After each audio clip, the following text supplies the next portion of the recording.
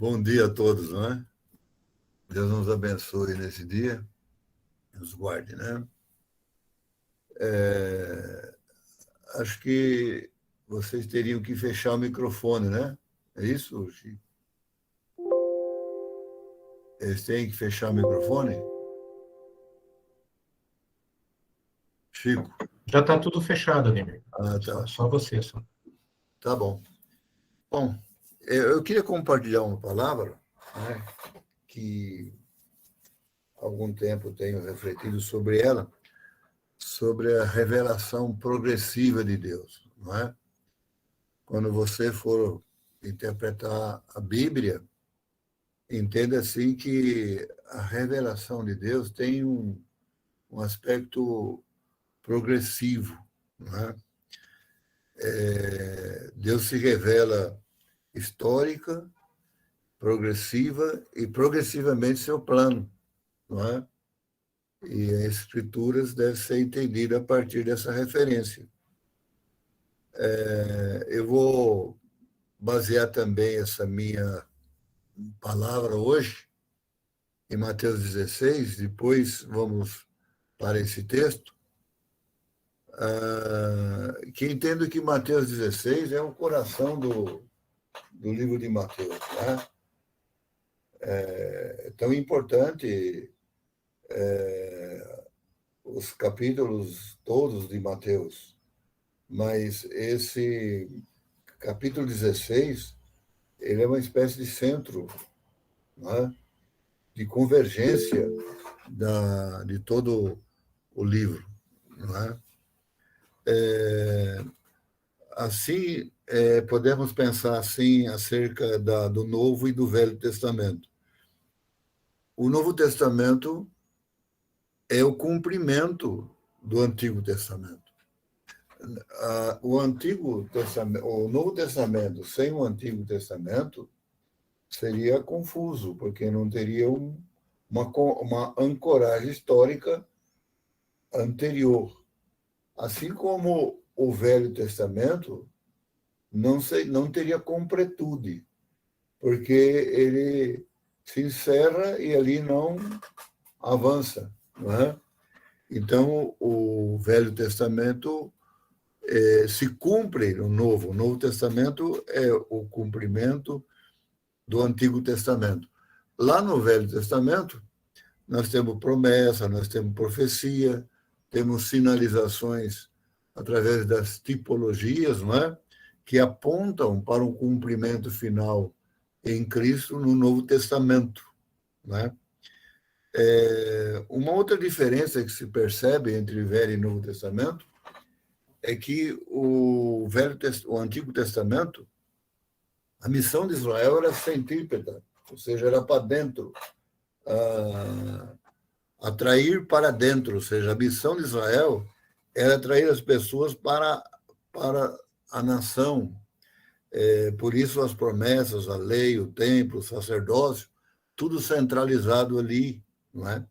Mas a missão da igreja é centrífuga, ou seja, de dentro para fora.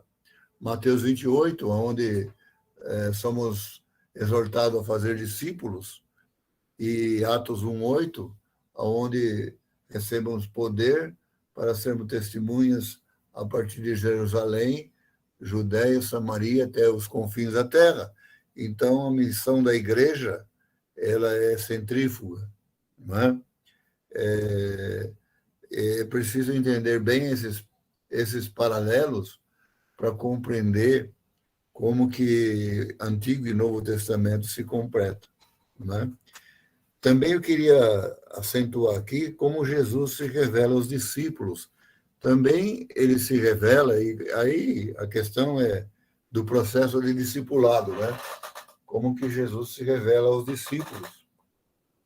Em João capítulo 15, versículo 13, até o versículo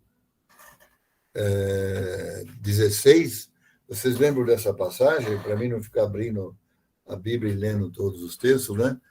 Em que Jesus chama os discípulos, primeiramente eles não são mais de servos, mas amigos, porque o amigo sabe o que o seu Senhor quer. Então, aqui nós tivemos um processo onde os discípulos são primeiramente servos, eles recebem tarefas, incumbências, orientações, mas depois eles assumem o processo, não é? Usam a expressão que a gente costuma usar, vestem a camisa, né? E aí é que vai para o terceiro ponto, que é dar fruto. Quando Jesus diz, não vos designeis, eu vos designei para que vades e deis frutos, né? Então, há um processo no discipulado também, onde a pessoa aprende, se torna companheiro e se torna um missionário, né?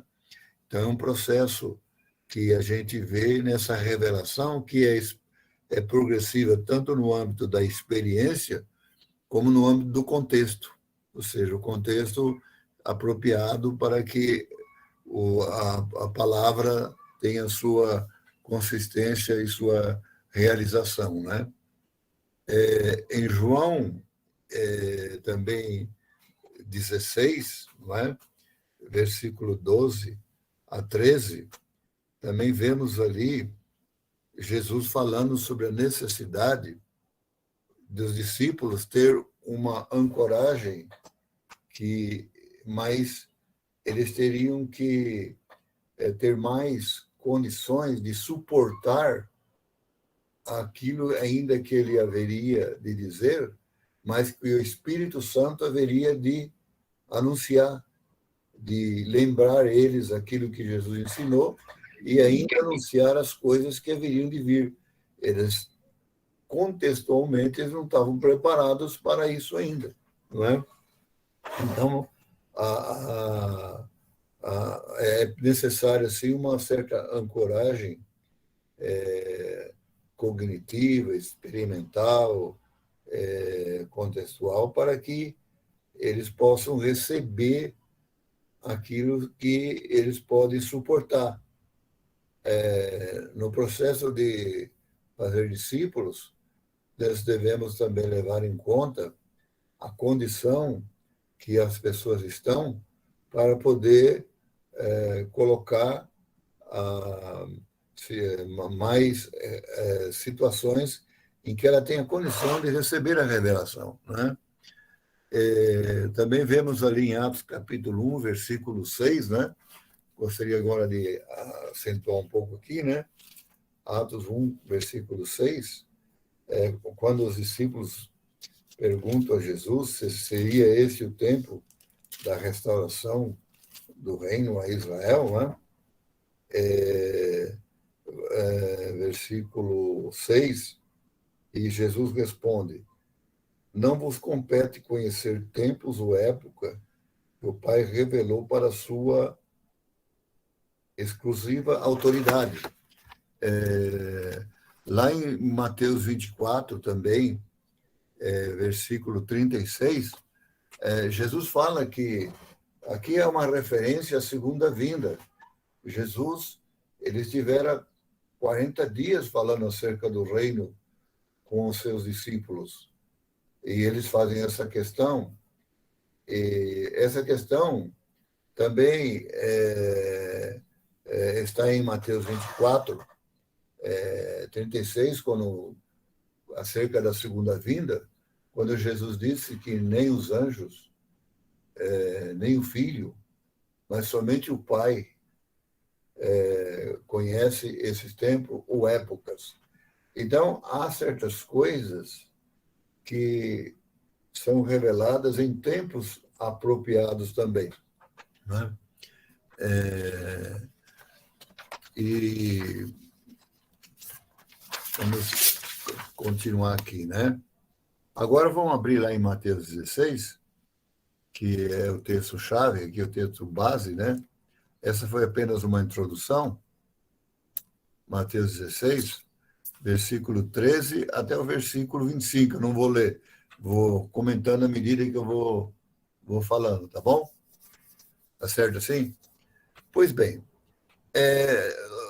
no versículo 13, Jesus faz uma pergunta aos discípulos. Que dizeis o povo que eu sou, né? Quem diz o povo ser o filho do homem? Veja bem que Jesus dá uma dica aqui aos apóstolos, né? Porque o filho do homem é uma referência, né, à identidade messiânica de Jesus, né? Quem diz ser o filho do homem? E os discípulos, então, aqui eu quero chamar a atenção para um fato que, para nós como pastores, líderes, e também aos irmãos, que nós devemos estar antenados com o mundo ao nosso redor. Porque a revelação não vem assim, de uma forma etérea, né? Ela vem em cima de situações muito concretas da nossa realidade de vida, onde as experiências e as circunstâncias vão criando espaços para que Deus fale conosco. Então, os discípulos precisavam saber o que o povo dizia, porque eles seriam a resposta para as perguntas das pessoas, não é? Então, Jesus ensina eles o ensino de Jesus aqui é que eles deveriam estar antenados com a situação do tempo em que eles viviam. O que o povo pensa acerca de Jesus hoje? O que as pessoas dizem? Nós precisamos estar antenados com essa situação, não é? Com essa situação, com essa realidade social. Porque nós é que vamos precisar ter as respostas, não é? E aí a resposta do povo, no versículo 14, é interessante, porque o contexto da época era muito religioso. O nosso contexto talvez seja bastante diferenciado, porque nós estamos num tempo de muito relativismo, de muita, digamos assim, sangria da verdade, de uma realidade completamente diferente, mas Deus quer falar a este povo nesse momento. Jesus quer se revelar às pessoas desse momento, não é? Aquele tempo havia assim um contexto muito religioso.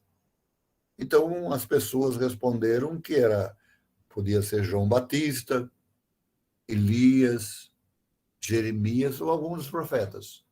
Então eles estavam antenados com o Velho Testamento, não é? Não tinha assim uma dimensão de quem era Jesus, que viera cumprir o Velho Testamento. Mas aqui há uma situação que pode dar a ideia de que eles criam também na reencarnação, não é? Não é isso? Então havia uma mistura religiosa aí que a gente pode trabalhar em nosso tempo também, né? Hoje, não é? E os discípulos ainda também não tinham, nesse contexto, uma plena revelação do Messias, não é? Jesus poderia dizer objetivamente a eles: eu sou o Messias, mas isso não resolve. Jesus não quer um assentimento intelectual, ele quer se revelar. Ele quer que nós recebamos essa revelação agora de dentro para fora, né? De dentro para fora. Pois bem, aí Jesus vai para a pergunta-chave. E isso nos compromete, né? É isso que compromete a dar a resposta. E vós, que dizeis que eu sou? Né? Que dizeis que eu sou? Como eu disse, Jesus não esperava uma resposta como um assentimento do intelecto, mas como uma resposta que vinha da revelação. Revelação que era progressiva.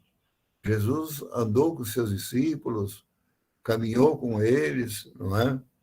Foi se mostrando a ele. Agora eles precisavam se definir nesse processo, não é?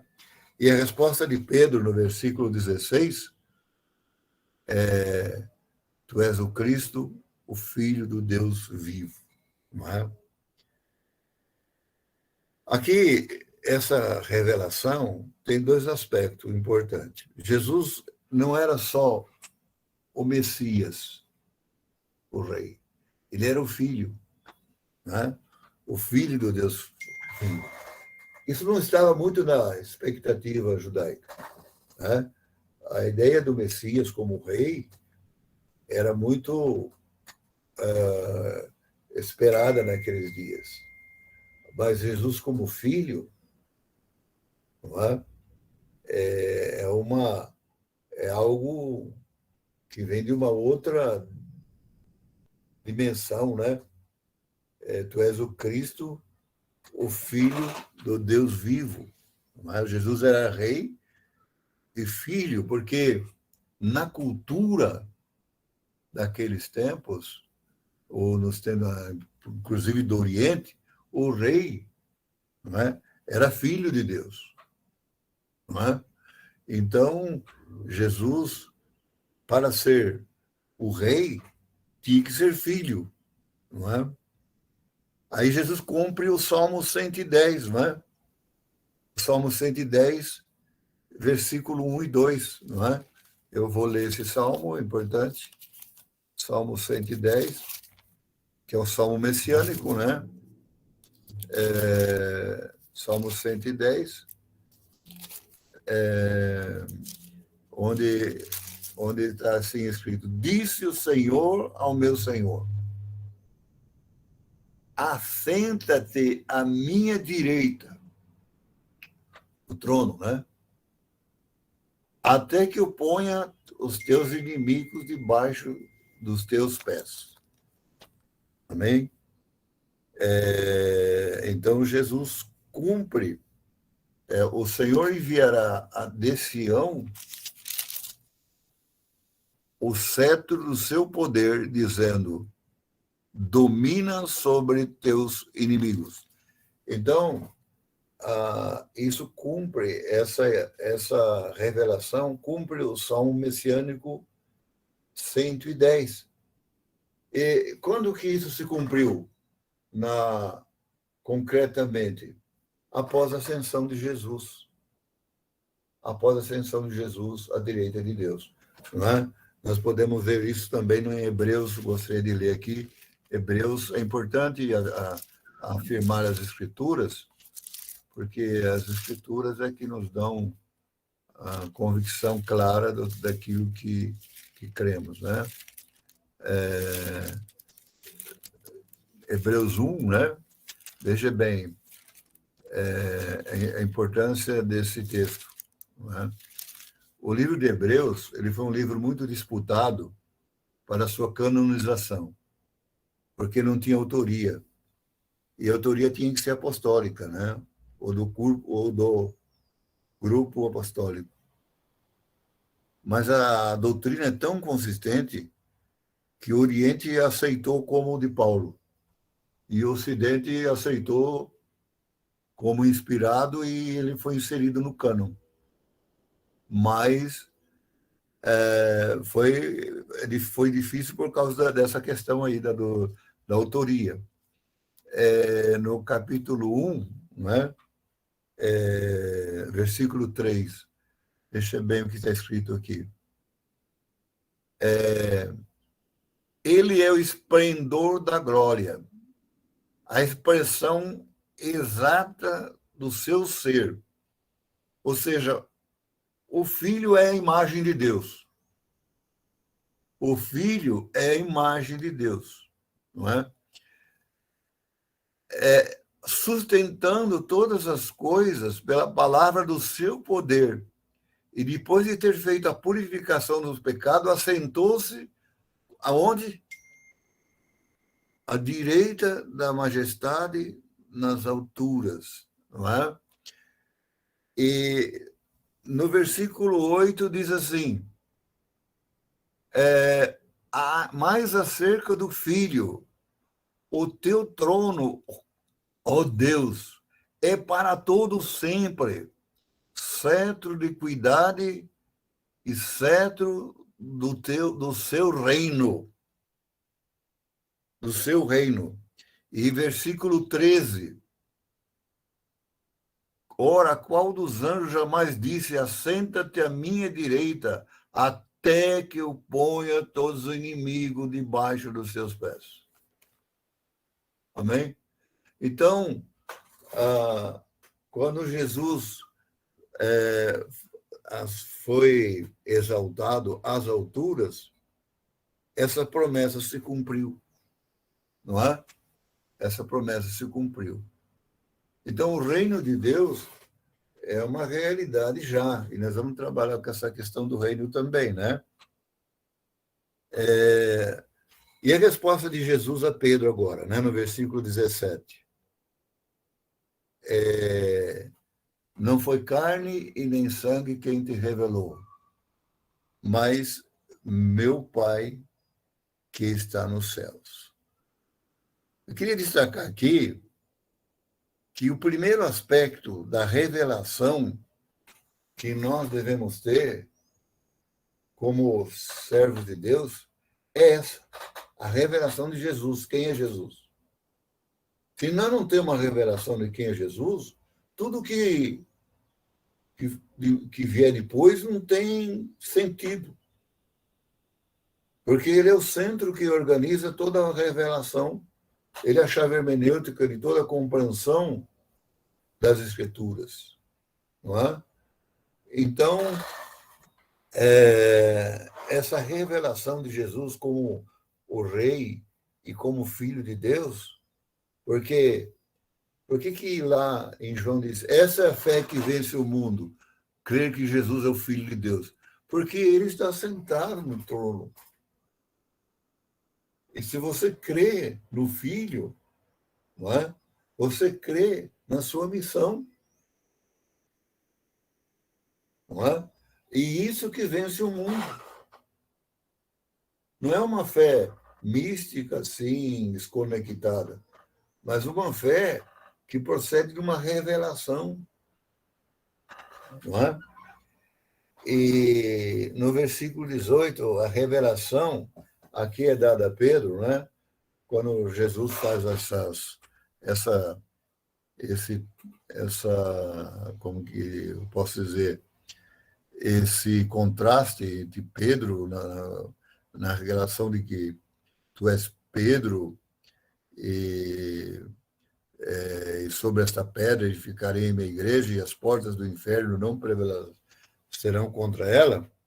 Eu penso assim que a revelação dada a Pedro revela aqui a revelação apostólica. Pedro representa aqui todos os apóstolos, não é? Porque a igreja está sendo edificada no fundamento dos apóstolos e dos profetas, não é? Como está em Efésios capítulo 2, versículo 20, não é? Os apóstolos do Novo Testamento e os profetas do Velho Testamento, fazendo essa unidade entre o Velho e o Novo, não é? Porque se vamos conferir em Hebreus capítulo 1, versículo 1 e 2, né?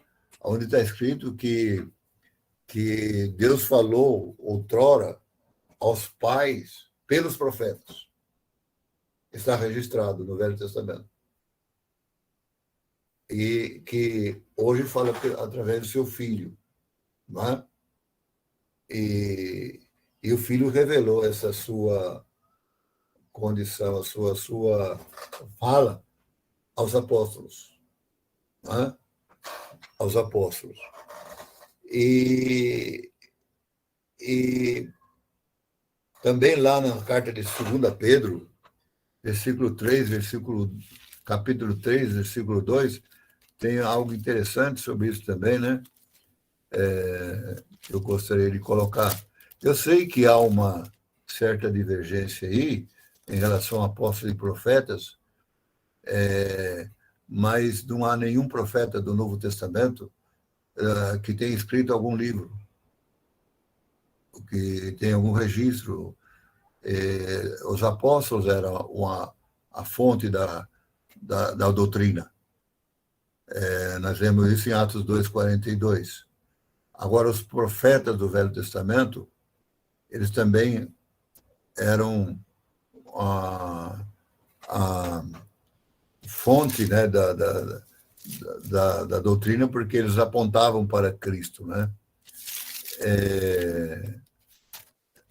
Em 2 Pedro, né, capítulo 3, versículo 2, deixa eu ver aqui. Estou falando um pouco muito depressa aí. Olha aqui. Amados, vou ler o versículo 1 também. Esta é agora a segunda epístola que vos escrevo. Em ambas procuro despertar com lembrança a vossa mente esclarecida, para que vos recordei as palavras anteriormente ditas pelos santos profetas. Então, as palavras dos profetas do Velho Testamento, elas estão dentro da estrutura de revelação do Novo Testamento, bem como do mandamento do Senhor e Salvador ensinado pelos vossos apóstolos. Amém? Então, o segundo aspecto, então, da revelação, no versículo 18, é o que Jesus fala, que sobre esse aspecto da revelação apostólica e profética, é que, e especificamente apostólica no caso, é que ele edificaria a sua igreja. Não é? Sem essa revelação de como edificar a igreja, em cima de uma palavra apostólica, em cima de uma palavra profética, não há como edificar. Né? Então, é o segundo aspecto da revelação à igreja. Cristo e a igreja. Não é? Cristo e a igreja. Que a igreja é a completude de Cristo. Não é que diz lá em Efésios, capítulo 1, versículo 20 a 23, que Cristo é a plenitude da igreja, que a igreja é a plenitude de Cristo. Não é? Então, essa é uma bomba, né, no nosso coração, perceber essa revelação da igreja nessa dimensão. A igreja, a plenitude de Cristo para que ele encha todas as coisas, né? Complete todas as coisas. Então, a igreja é importante. Mas ele prossegue na sua revelação progressiva. Ele fala assim, dar-te a chave do reino, dos céus. O que ligares na terra terá sido ligado nos céus. E o que desligarem na terra terá sido desligado nos céus. Mas em cima da palavra apostólica, em cima da palavra revelada, em cima daquilo que Jesus é, em cima daquilo que Jesus ensinou. Não é? E aqui nós temos uma revelação do reino de Deus. Jesus é rei e filho. Sem essa revelação, nós não temos nada a falar ou fazer. O reino de Deus é o centro. O reino de Deus, através de Jesus, é o centro das Escrituras. Não há nada o que falar sem essa revelação. Não é? Porque a gente pode falar muitas coisas que possam servir em contextos assim, aqui e ali, mas se nós não compreendermos essa chave dessa revelação progressiva, Jesus, a igreja, o reino, nós não temos nada que falar. Não é? Não temos uma chamada que eu chamo de metanarrativa, né? Um começo, meio e fim, né? Processo, né? Agora, Jesus prossegue para um outro nível de revelação, que é a chave de edificação, que é o discipulado. E ele parte em cima de uma experiência negativa de Pedro. Né? Quando Jesus diz assim, desde aquele tempo, ou seja, a partir desse tempo, é a revelação progressiva e contextual e ancorada. Né? Desde aquele tempo, começou Jesus a mostrar a seus discípulos que lhe era necessário seguir para Jerusalém, sofrer muitas coisas dos anciãos, dos principais sacerdotes, dos escribas, ser morto e ressuscitado ao terceiro dia. Então, o meio através do qual a obra de Deus seria consistente é mediante a morte, a ressurreição, a ascensão de Jesus, né? E Pedro chama Jesus à parte, ele que tiver a revelação, ele tem compaixão de ti. Tem compaixão de ti.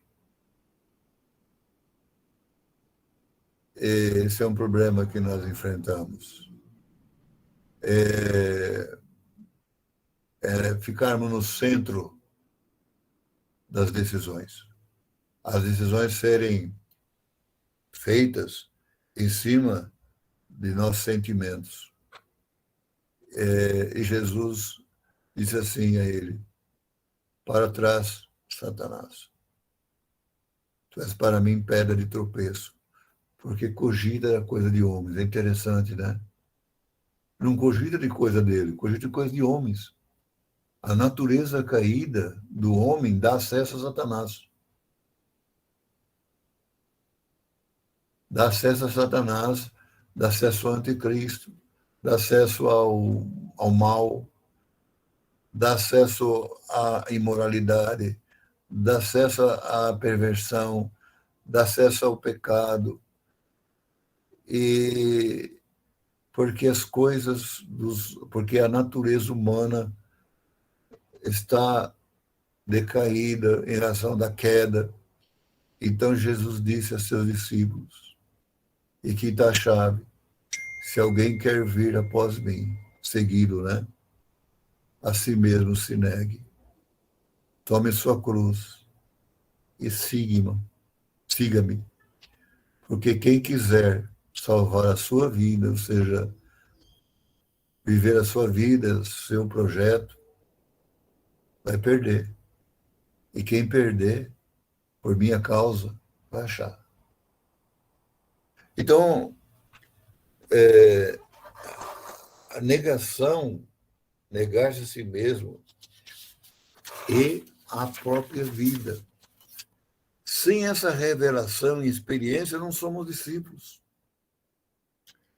É claro que eu me compreendo também nessa experiência de Pedro, quase em muitos momentos da minha vida, né? Eu não quero aqui ser alguém que diz assim, olha, eu estou nessa perfeição, ou seja, nessa condição. Eu acho que em muitas áreas da nossa vida, áreas legítimas, não áreas nem de pecado, áreas legítimas. Mas se a gente não tiver essa condição de negar-se a si mesmo e deixar que Jesus reine em nossas vidas, nós não somos discípulos. E não podemos, e nós temos que levar as pessoas aonde nós estamos. Isso é fazer discípulos. Nós devemos levar as pessoas à cruz. A velha natureza tem que ir para a cruz. Porque nós estamos crucificados com Cristo. Mas a nova natureza deve estar no altar do sacrifício. Romanos 12. Apresentei vossos corpos um sacrifício vivo, santo e agradável a Deus, que é vosso culto racional, para que experimentei com boa, agradável e perfeita é a vontade de Deus. E aqui eu fico assim, pensando, como que em situações muito especiais, como aqui ocorreu com Pedro, nós podemos negar a nós mesmos como condição de ser discípulo, mediante por causa da palavra, não é? Fazer discípulos não é só ensinar as pessoas a serem capazes, mas ensinar as pessoas a negarem a si mesmo. Deus nos revela, considerações finais aqui, Deus nos revela seu plano de modo progressivo. Aqui ninguém fica abalado com nossas possíveis falhas, mas de maneira progressiva Deus vai nos revelando.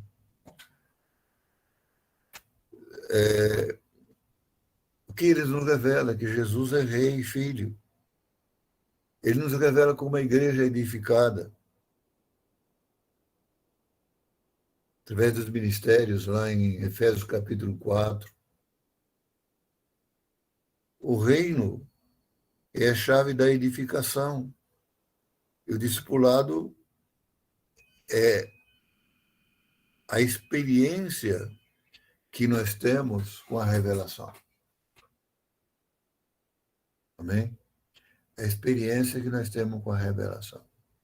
Por isso que eu entendo que Mateus 16, lá no capítulo 1, nós temos a genealogia de Jesus, temos a tentação de Jesus depois, o batismo, o sermão do monte, todas coisas maravilhosas. Tudo coisas maravilhosas. Mas nada daquelas coisas acontece sem compreendermos Mateus 16. Nem mesmo o que vem depois, fazer discípulos. Não é? O ministério de Jesus, as obras de Jesus, as parábolas do reino, tudo isso é muito importante, são ensinos. São ensinos. Mas nós não conseguimos captá-los sem revelação. Amém? Então, essa palavra que eu queria deixar aqui, pode ir com vocês.